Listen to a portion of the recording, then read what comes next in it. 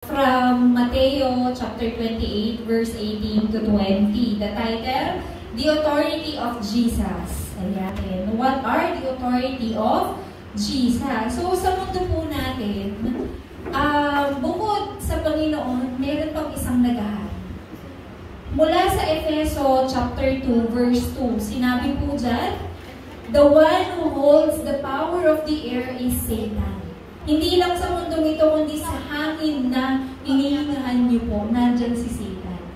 Ibig sabihin, kung ang Diyos ay buhay, si Satanas din po ay nariyan palagi. Siya din po ay buhay, handa po kayong tuklawin. Diba po? Handa tayong dayain.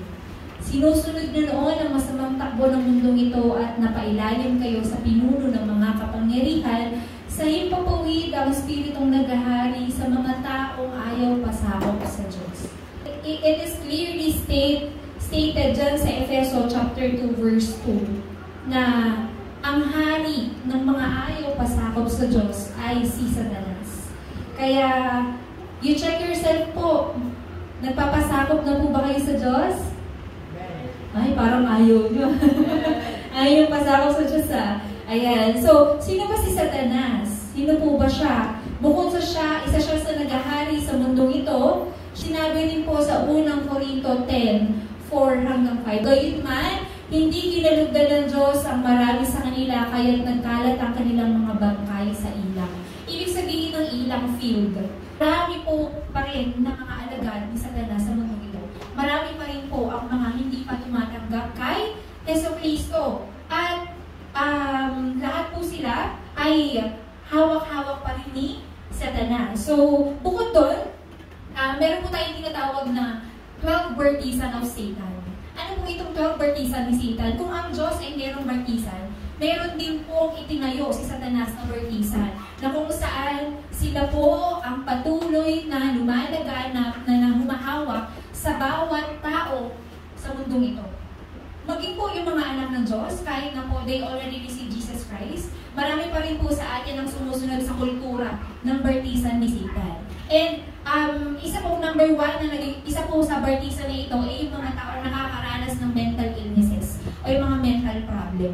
Kasama po dyan itong tatlong organization na lagi mini-mention po ng ating mga mensahe. Ano po ba itong tatlong organization na ito? Yung Freemason, Jewish, and the New Age. So, itong mga to, sila po yung mga namumuno sa mundong ito. Sila ang nagpapagalaw ng kultura sa mundong ito, mga masasamang kultura.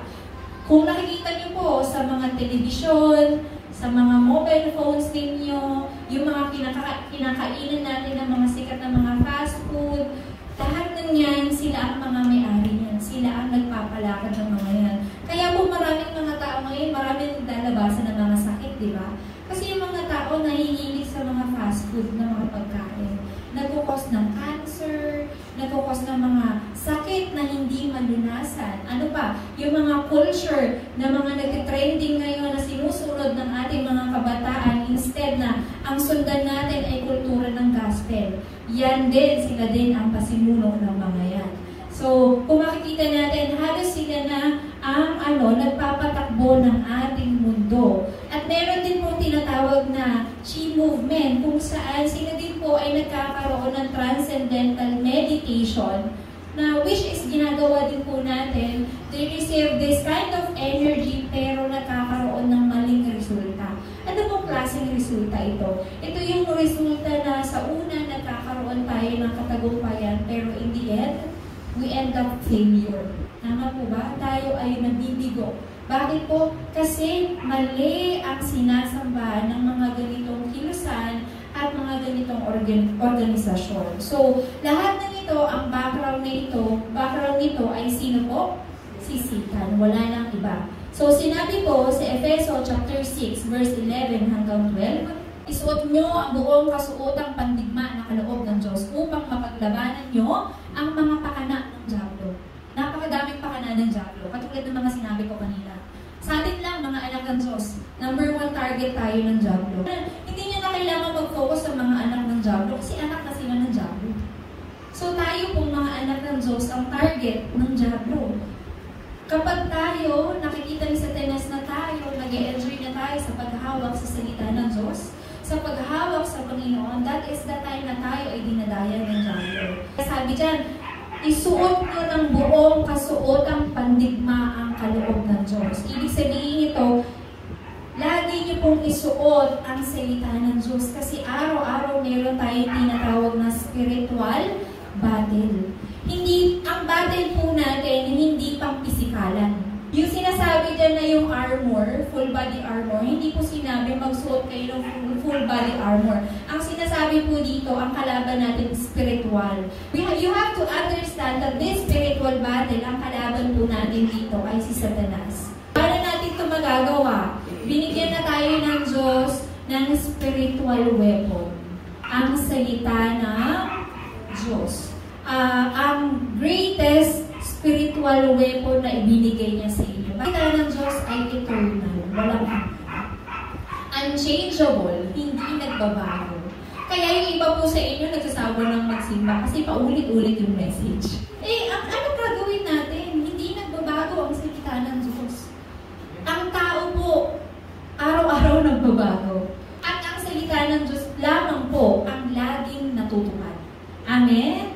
So, sinabi po sa Isaiah 40, verse 8, ayan, ang damoy nalalanta at kumukupas ang mga bulaklak. Ngunit ang salita ng Diyos ay mananatili magpakailanman. Amen? Ang salita ng Diyos lamang ang mananatili, pero ang mga bagay sa mundong ito, kumukupas at nawawala. Ano po ang tao namamatay? Di ba po? Pero ang salita ng Diyos never pong namamatay. Laging natutupad dahil ito ay buhay at mabisa. Anong katunayan na ang salita ng Diyos ay buhay? Anong katunayan na ang salita ng Diyos ay mananatili magpakailanman? Sa John 14:6, sinabi po, I am the way, the truth, and the life. Walang makakapunta sa Ama kundi sa pamamagitan ko lamang. Ito ay sinabi ni Jesus. Sinabi niya rin sa John 8:32. Ano sinabi dyan? Makikilala niyo ang katotohanan at ang katotohanan ang magpapalaya sa inyo. Anong klaseng katotohanan ito? Yung katotohanan na ang bawat tao ay makasalanan at ang nakapagpalaya lamang sa atin ay ang salita ng Diyos. Sinabi sa Biblia, sino po ang salita ng Diyos? Si Jesucristo na nagkatawang tao. Ibig sabihin ito, ang salita ay buhay kasi nagkatawang tao. Nagkaroon ito ng buhay. At ito rin ang naging dahilan para tayo ay magkaroon ng kaligtasan. Sinabi rin po sa Awit 119 verse 105, salita mo'y isang tanglaw na sa akin ay patnubay. Sa landas kong daraanan, liwanag na tumatanglaw. The Word of God is the light to your path. Amin po ba? Ito ay liwanag sa dinaraanan mo. Kaya kahit saan ka magpunta, ang anak ng Diyos, kapag nasa iyo, if you possess the Word of God, if you possess this gospel, lahat ng daraanan mo ay magliliwanag. This is the power of the Word of God. Kaya lagi niyo pong tatandaan, ito po ang lagi niyong isusuot na armas. Ito yung spiritual weapon na sinasabi ng Panginoon, na lagi niyong isuot. And this greatest weapon is Jesus Christ. Wala nang iba. Through the name of Jesus Christ, we can be saved. Amen? Because the name of Jesus is the name of our Savior. Ito ang pangalan ng ating tagapagligtas. Ano pong sinabi dyan? Sa Matthew 1, verse 18 to 21, sisilang ang isang babae na birhen ng isang sanggol at papangalanan ito, Jesus. Diba? It also says in Genesis 3:15, ang Genesis 3:15 nasa Old Testament pa. Ibig sabihin, noon pa, si Jesus na ang solusyon. Si Jesus na ang ating tagapagligtas. Sinabi sa Genesis 3:15, binhi ng isang babae ang siyang tatapos sa ulo ni Satanas. Ang pangalan niya yung Mesiyas sa Old Testament. Sa New Testament, ano pong pangalan niya? Jesus. Sila ay iisa lamang po. At sinabi po sa Isaiah 7:14, maglilihi ang isang dalaga at magsilang ng isang sanggol na lalaki at tatawagin sa pangalang Emmanuel. Ibig sabihin ng Emmanuel, kasama natin ang Diyos. Ito po si Jesucristo. Itong greatest weapon na ito, binigay ito sa atin ng Panginoon. Bakit kay Kristo? Bakit si Kristo yung ginagamit natin o siya yung binigay sa atin? Bakit po? Because it says in John 17:11-12, amang banal, ingatan mo po sila sa pamamagitan ng kapangyarihan ng iyong pangalan. Ang pangalang ibinigay mo sa akin kay Jesucristo upang kung paanong ikaw at ako ay iisa, gayon din naman sila ay maging isa. This means na ang Diyos, si Jesucristo ay iisa. At kapag ikaw ay nakiisa kay Jesucristo, tinanggap mo si Jesucristo sa iyong buhay, ang Diyos, si Jesucristo, ang banal na Espiritu, ay mag-iisa kasama ka. Amen po? Ibig sabihin nito, you can use the name of Jesus sa lahat ng oras as your weapon. Amen? As your Savior, as your Lord. Amen? So, it also says in Jeremiah 33:3, ganito ang sabi sa kanya, ako ang lumikha, humugis at nag-ayos ng buong daigdig. Yahweh ang aking pangalan. Kung mananalangin ka sa akin, tutugunin kita. At ipapahayag ko sa iyo ang mga bagay na dakila at mahiwaga na hindi mo pa nalalaman. Amen? Amen. Napaka-powerful ng Panginoon. Diba? Ipapahayag niya sa iyo ang mga bagay na hindi mo nalalaman kung ikaw ay mananalangin sa Kanya. That is the condition. Siyempre, hindi naman pwedeng bagsak ng blessing sa iyo, hindi ka naman nag-pray sa Kanya. Tama ba? You have to praise the Lord first. You have to call His name first. Kailangan mo munang manalangin sa Kanya before you see the answer from God. Amen po? Amen. That is His condition. Kailangan natin manalangin sa Kanya. Sa Kanyang pangalan. In John 10:30, ako at ang Ama ay isa. Ibig sabihin ito, binigay din ng Diyos ang pangalan Jehovah. That when you call the name of the Lord, dito nagsisimulang kumilos ang Panginoon. Sa simula, kasalukuyan, at hanggang sa hinaharap. Hanggang sa dulo. He will be with you. Gamitin mo lang ang pangalan niya. Upang maganap sa atin ang pagkilos ng Diyos, siya ay nananahan sa atin sa pamamagitan ng banal na Espiritu. So, kailangan natin ng banal na Espiritu para kumilos ang Diyos sa atin. Sinabi niya sa Efeso chapter 6 verse 18, manalangin kayo sa lahat ng pagkakataon, humiling at sumamo sa patnubay ng Espiritu. Lagi kayong maging handa at patuloy na ipanalangin ang lahat ng hinirang ng Diyos. Kailangan niyong i-include din po sa prayers ninyo ang pag-eebanghelyo, ang buhay ng ibang tao. Because kahit na tayo pong mga anak ng Diyos, alam niyo po, tingin ko makaka-relate kayo eh. Kahit po kayo mga anak ng Diyos, pero kung ang nakapaligid sa inyo ay mga anak ng Diablo, hindi po ba nakaka-Diablo? Tama po ba? kahit na mga anak ng Diyos tayo, pero yung mga nasa paligid natin, hindi pa rin sila ligtas, sila madalas yung nagiging cause ng kawalan ng pananampalataya natin eh. Tama ba? So, you have to also think and be concerned sa mga taong nakapaligid sa inyo. Sa mga taong nakatira sa lungsod ninyo, sa bayan ninyo, sa lugar ninyo. That they have to be safe para ang buhay po natin, lahat tayo sumasamba sa Panginoon. Amen po? Amen. So, lahat ng yan, ibinigay sa atin ng Diyos upang tayo ay mamuhay ng masaya kasama siya. Ipanalangin po natin yan sa lahat ng pagkakataon. So, we have to know the authority of Jesus for us to enjoy all of this. So, what is the authority of Jesus?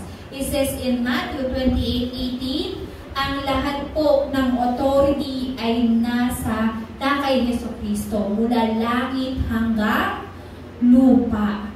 Ibig sabihin ito, everything ay nasa loob ng authority o kapangyarihan ni Jesucristo. Kasama na po dyan yung authority ng trono ng Diyos sa langit.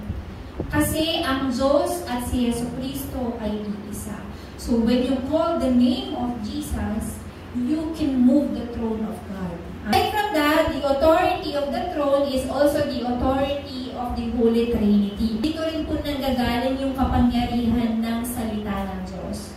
Pag sinabi pong salita ng Diyos, this is the Creator. Ang salita ng Diyos ang ginamit para mabuo ang mundong ito. Ang salita ng Diyos ang ginamit para magkaroon tayo ng kaligtasan. Hindi po ba? Sinabi ng Diyos, bababa si Jesucristo dito sa lupa at ito ay nagkatotoo. Ito ay nangyari. Tama po ba? Ito ay naganap sa buhay natin. Sinabi niya na si Jesucristo ang tanging daan patungo sa Diyos. Ito ang naganap sa buhay natin. Kapag ginagamit niyo ang salita ng Diyos, nagke-create kayo ng mga bagay-bagay. Ano po itong mga bagay na ito? Sinabi po dito, because He is the Creator, He creates everything through His Word.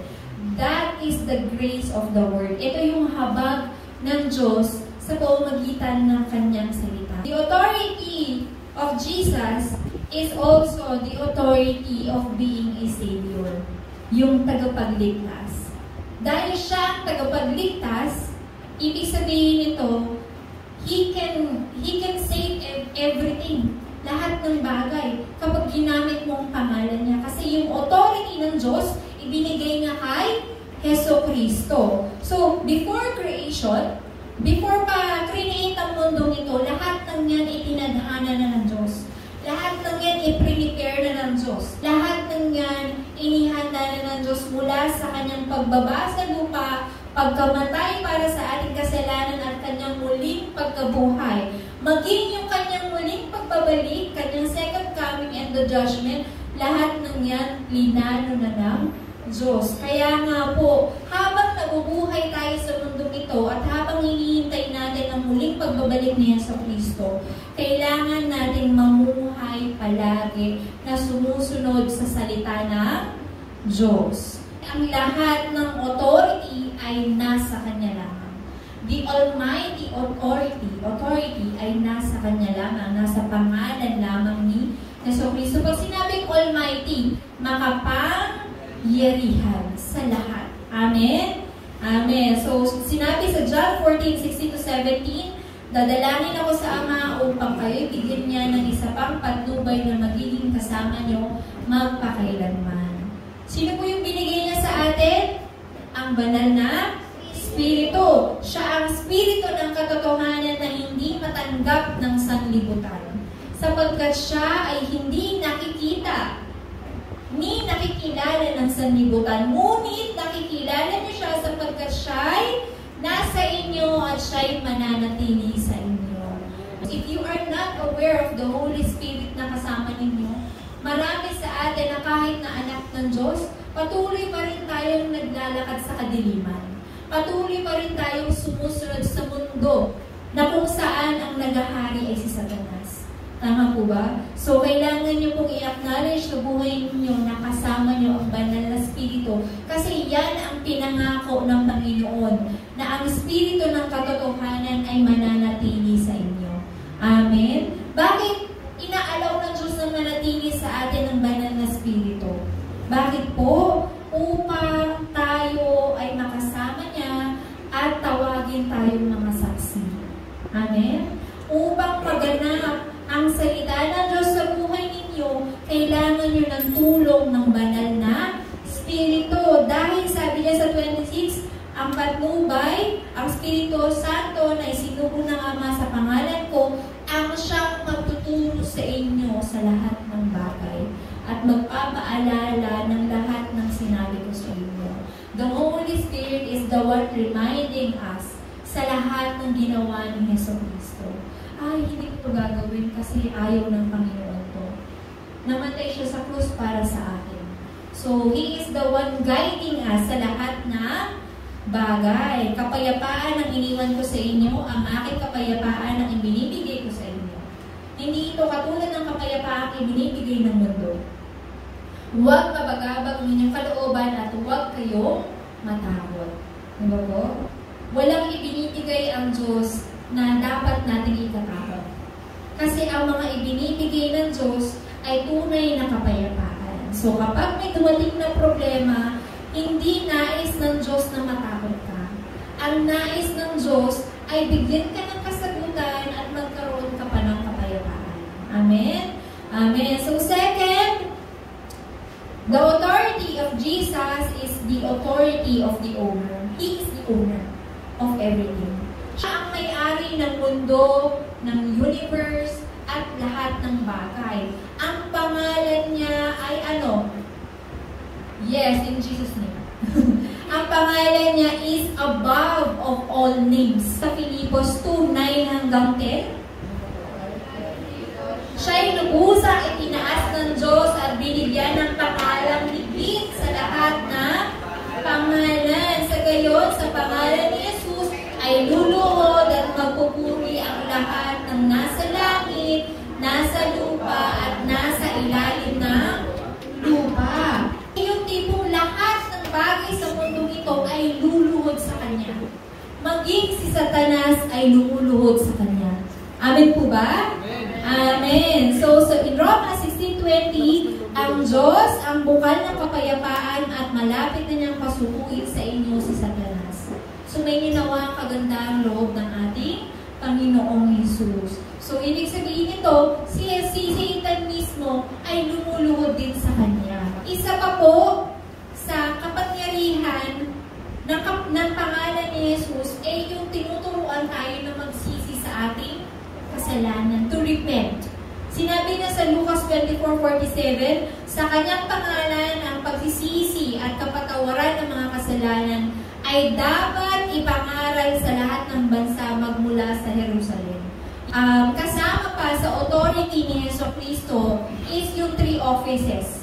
Ano po itong 3 offices na ito? Yung 3 titulo niya, tunay na pari, hari, at propeta. Bilang tunay na hari, siya ang nagwasak sa kapangyarihan ni Satanas. Pinutol niya ang kapangyarihan ni Satanas.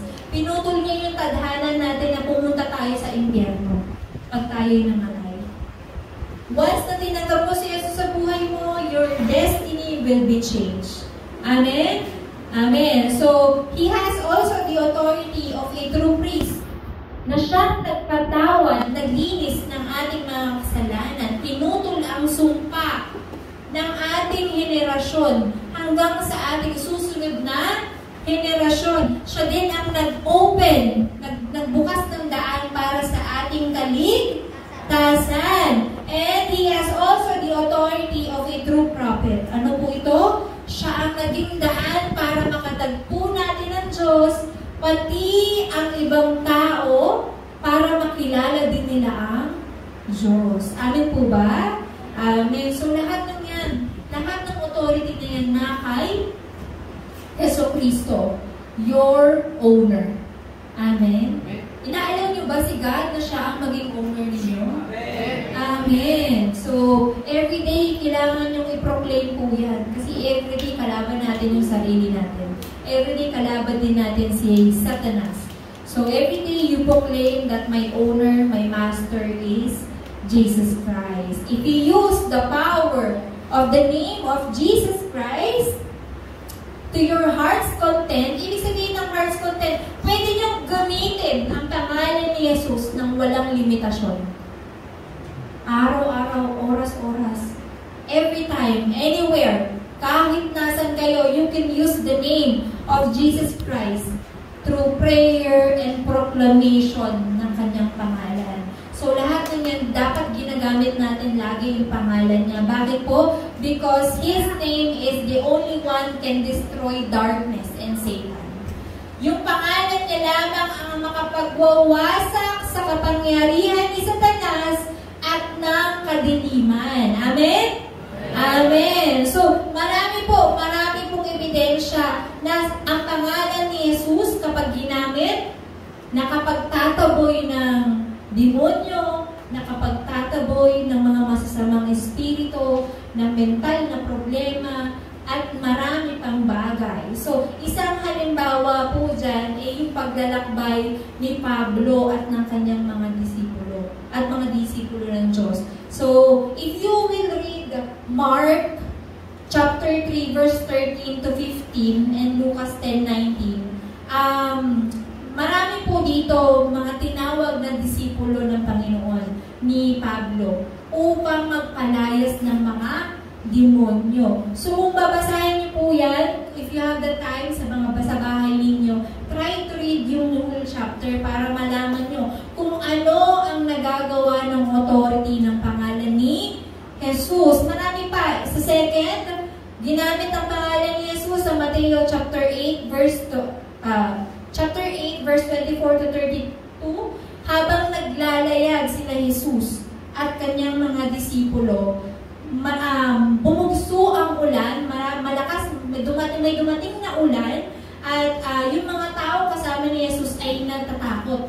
Kasi nga, nasa gitna sila ng lawa, nasa gitna sila ng tubig, at napakalakas ng alon, malakas ang ulan, malakas ang hangin, kaya walang ibang nararamdaman yung mga tao kung hindi takot. So, anong sinabi sa kanya ng Diyos, ni Jesus?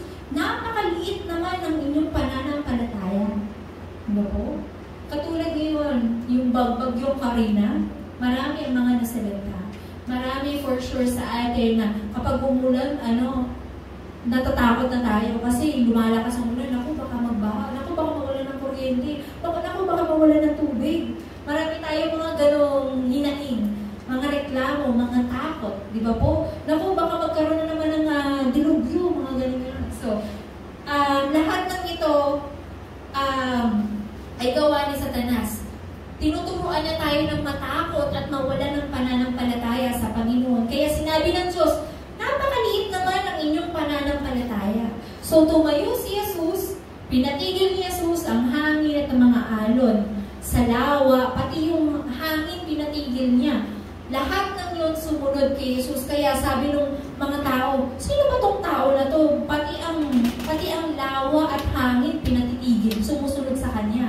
Imagine that, lahat ng bagay sa mundong ito, kahit na imposible, lahat ng yan sumusunod sa pangalan ni Jesucristo. So, in number 3, same thing, ganun din, naglalakbay sila Pablo sa bansa, papunta sila ng Cyprus.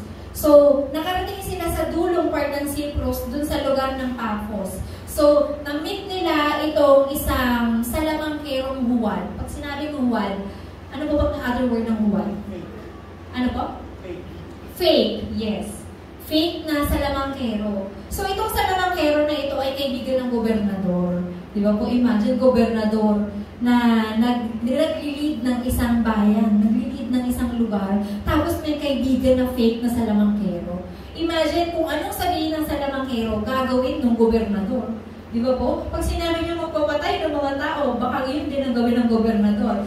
Imagine niyo kung yung presidente natin merong isang assistant na huwad, fake. Di ba nakakatakot yun? Nakakangamba. Di ba po? So, ganun ang nangyari sa paglalakbay nila Pablo. Na-meet nila itong salamangkero na huwad na kaibigan ng isang gobernador. So, nais makatagpo, nais makausap, ng gobernador sila Pablo kasi nalalaman ng gobernador na ito na yung mga salita na meron si Pablo ay salita mula sa Panginoon. Kaya gusto niya itong marinig upang magkaroon siya ng pananampalataya. Pero sa oras na nagsasalita sila Pablo, itong salamangkero na ito, anong ginagawa? Sinasalungan lahat ng sinasabi ng salamangkero. Kaya naman, nabwisit ngayon sila Pablo. Sinabi ni Pablo, ikaw na anak ng diablo, kaaway ka ng lahat ng mabuti, puno ka ng pandaraya at kasamaan. Hindi ka ba titigil? Di ba? Buisit na buisit. Hindi ka ba titigil? Ngayon, paparusahan ka niya at pansamantalang mabubula. Sa oras na yon, nagkaroon ng pananampalataya yung gobernador. Bakit? Kasi nabulag pansamantala si Elimas, yung huwad na salamangkero. So, ganito ka-powerful. Ganito ka-powerful ang isang anak ng Diyos kapag sumusunod palagi kay Jesucristo. Amen? The power of Jesus is also yung kapangyarihan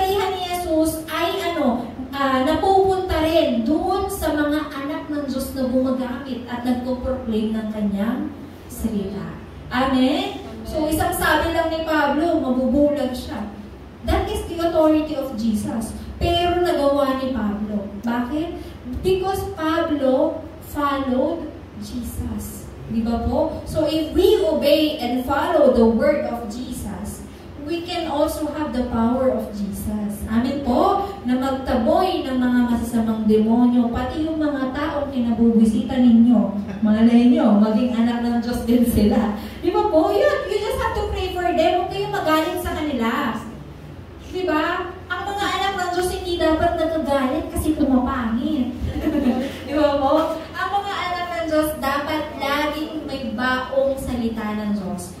Para kahit mabuisit ka, you have the name of Jesus that can clear everything. Amen?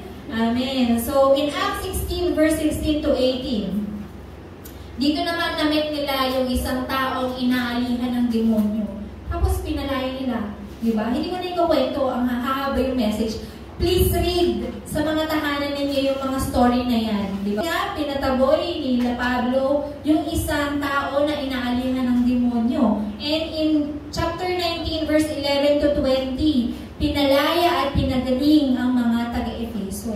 May mga gumagamit din kasi ng pangalan ni Jesus. Nakita nila si Pablo, ginagamit yung pangalan ni Jesucristo sa lahat ng oras. So, ganun din yung ginawa ng mga tao na nagtatry na magtaboy ng demonyo kasi dun sa bansang Efeso, maraming mga tao na may mental na problema, maraming mga tao na sinasaniba ng demonyo. So, they try to use the name of Jesus. Kagaya ng ginawa ni Pablo, pero anong ginawa? Anong nangyari? Sabi ng masamang espiritu dun sa mga gumagamit ng pangalan ni Jesus, kilala namin si Jesus at si Pablo, pero sino kayo? Sabi gano'n ng mga masasamang espiritu dun sa mga tao na gumagamit ng pangalan ni Jesus. Maging ang mga masasamang espiritu, nakikilala ang mga taong sumusunod kay Jesucristo. Amen po ba? So, yung lesson nitong story na to, marami po dyan mga fake na mga believers. Na mga unbelievers. Yes, mga fake na believers na nagpakitang tao na naniniwala sila kay Jesus. They are using the name of Jesus, pero they are fake. Hindi sila namumuhay sa pananampalataya kay Jesus. They are just using the name of Jesus. Marami kayong kumakalat po. I remember yung sinabi niyo po, yung pastor na nagpo-proclaim of the Word of God, pero binago niya yung statement about the Bible, yung tungkol sa Genesis. Na sinabi na, kesyo ganito, ganyan, hindi ko rin kukwento, masyadong malalim at medyo sensitive yung story. Pero imagine that, nagtayo siya ng isang negosyo niya, pangalan, Limonyo. Pero pastor siya. Diba? So, marami tayong makikilala na gano'n, makakatagpo na gano'n, na mga gumagamit ng pangalan ni Jesus. Pero, makademonyo ang ginagawa.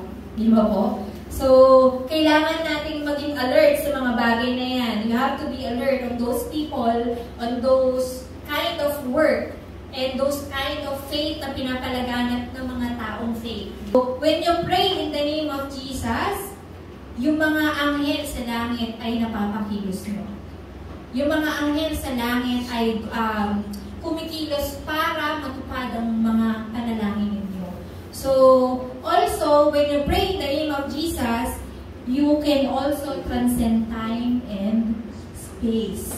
Kayo ay nakakatanggap ng mga unprecedented response. Ibig sabihin ng unprecedented response, kayo lamang ang nakakatanggap nito.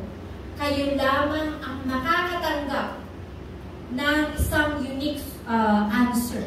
Ano po ba? Sa madaling salita, katulad ng mga 7 remnants and yung mga disciple, yung mga na-experience nila sa buhay nila, sila lamang ang nakaranas nun at hindi ibang tao. So, ganun din sa inyo ang Panginoon. Ang kasagutan simula sa past, present, and future, lahat ng yan ay mapapagaling through the name of Jesus Christ. So, sinabi dyan sa Acts 27:4, mula roon ay naglakbay kami muli at dahil sa pasalungat ng hangin kami na may bay sa gawing silangan ng Cyprus upang kumubli. Purihin niyo si Yahweh, kayong mga anghel ng Diyos, kayong mga nakikinig. Nandiyan ba? Nakikinig at sa Kanya'y sumusunod. Si Yahweh nga ay purihin ng buong sangkalangitan, kayong mga lingkod niya, masunurin kailanman. Talaga ba? At ang pagiging masunurin sa salita ng Diyos, hindi lang today. At when you call the name of Jesus, nagkakaroon ng kaligtasan. Amen? Amen. So, yan yung pinaka-magandang authority na meron si Jesus. We can save also other people through the name of Jesus. In Gawa 2:21 na nga ba kasi? In Gawa 2:21, sino mang tumawag sa pangalan ng Panginoon ay maliligtas. In Roma 10:13, dahil sinasabi sa kasulatan, maliligtas ang lahat ng tumatawag sa pangalan ng Panginoon. Amen? So, pinaisip ko na, the Holy Spirit works, the kingdom of God comes. Ibig sabihin ito, kapag tinawag yung pangalan ni Jesucristo, kumikilos ang banal na Espiritu, kumikilos din ang kaharian ng Diyos. Amen po? Amen. So, in Roma 10:17, sapagkat ang paghahari ng Diyos ay hindi tungkol sa pagkain o inumin. Ito ay tungkol sa matuwid na pamumuhay, kapayapaan at kagalakan ay pinagkaloob ng Espiritu Santo. Hindi tayo nabubuhay para lang sa pagkain, para lang sa tubig, o kung ano man yung meron tayo ngayon. Tayo ay dapat mamuhay ng naaayon sa paghahari ng Diyos. Naaayon sa salita ng Diyos. So, sa oras na dumating yung time schedule ng Diyos sa buhay ninyo, sa oras na yun, surely, ang pintuan ng pag-ebanghilyo din po sa buhay ninyo ay mabubuksan. And you can save other people. So, for our conclusion, malayo po kayong gamitin ang pangalan ni Jesucristo. Anytime, anywhere, imaitiban niyo. Di ba po? Yes, idikit niyo sa buhay, sa katawan ninyo yung pangalan ni Jesucristo. Diba? It is the secret of prayer, yung paggamit ng pangalan ni Jesucristo. This is the power of Jesus. Yung pangalan, yung kapangyarihan ni Jesucristo will also be your power. Yung kagalingan na meron si Jesucristo will also be your healing. Amen? Because this is God's promise that when you pray in His name, papakinggan ka niya. Sinabi niya yan sa John 14:14 and in Jeremiah 33:3. So, may mga time na tayo ay nasa pangalan na sitwasyon, pero sa oras na tawagin yung pangalan ni Jesus, kayo ay bibigyan ng Diyos ng kaligtasan. Amen? Amen. So, hanggang ngayon, wala pa kayong hinihingi sa Kanya sa aking pangalan. Ano nga yan? Humingi kayo at kayo itatanggap upang malubos ang inyong kagalakan. Eh, kaya pala ang lulungkot nyo. Kasi hindi kayo humihingi. Kasi hindi kayo tumatawag sa pangalan ni Jesus. Kaya pala tayo nalibigatan kasi hindi pa natin tinatawag ang pangalan ni Jesus. So, ganito ang sabi niya, ako ang lumikha, umugis at nag-ayos ng buong daigdig. Yahweh ang aking pangalan. Kung mananalangin ka sa akin, pakibasa, tutugunin kita, ipahayag ko sa iyo yung mga bagay na dakila na hiwaga na hindi mo pa nalalaman. Amen. So, every hour, proclaim the name of Jesus. Every day, and sa buong buhay ninyo, proclaim the name of Jesus. So, let's confess to. Next. Pakiconfess po yan. Jesus is the Christ. 1, 2, 3, go. Jesus is the Christ, the end of all problems. I am a child of God, the devil goes away. Amen? Amen. So, when you pray to God, kumikilos po ang Panginoon. At lahat ng sinabi ko po sa mensahe ito, kumikilos sa buhay ninyo. Kaya hindi nyo na kailangang mag-alala. So, pag dumating ang problema, that will become your opportunity to proclaim the Word of God, to praise the Lord. Amen? Pag dumating ang crisis, that will be your renewal kasi binibigyan kayo ng kasagutan na Panginoon. So, if you can pray in the name of Jesus, hindi po nagmamatter kung ano mang ginagawa ninyo, nasan man kayo. Hindi yun magiging problema. Bakit? Kasi ang nais ng Diyos, tawagin nyo lang ang pangalan niya. Amen. Kaya palakpakan po natin ang Diyos. Amen. Maraming salamat.